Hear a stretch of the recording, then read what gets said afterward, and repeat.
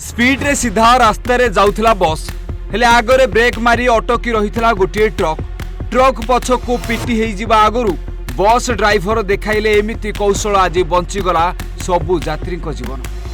हाँ आज्ञा, बस चालक एमिति ब्रेक मारिबा सह रास्ता पार्श्व थिबा बाली गदा उपरकू चढ़ाई देले बस रे बसिथिबा सबु यात्री चित्कार करथिले। किछि क्षण रे जेमिति लागुथिला सबु शेष होई जिवो, किंतु समस्त यात्री सुरक्षित बंची गले। हेले बस चालक एथिरे आहत होई जाइछन्ति। आ एहाकु देखि आज समस्त कहउछन्ति बस ड्राइवर उपस्थित बुद्धि पाई आज समस्त बंची गले।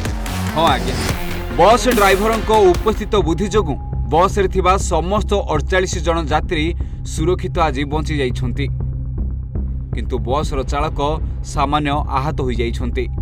ढेंकानाल टाउन थाना अंतर्गत कुरिया छक ब्राह्मणी देवी मंदिर निकट रे एही घटना घटिछि।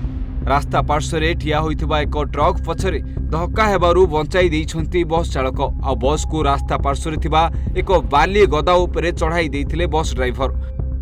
आहत बस चालकंकु ढेंकानाल जिला मुख्य डाक्तरखाना रे भर्ती करा जाइछि। आहत बस चालक नासिक अंचलर मनोज भालेराव बोली जणा पड़िछि। तेबे तीर्थ यात्री माने समस्ते महाराष्ट्र नासिक जिलार चांदगड़ ग्रामर बोली जणा पड़िछि। आ सेमाने पुरी और ढेंकानाल विभिन्न दर्शनीय स्थान बुलिबा परे नासिक फेरुथिले, हेले एभଳି अघटन घटी जाइथिला। ढेंकानाल कंकड़ाहाटरू अंकुर सिंह को रिपोर्ट, ओडिशा भास्कर।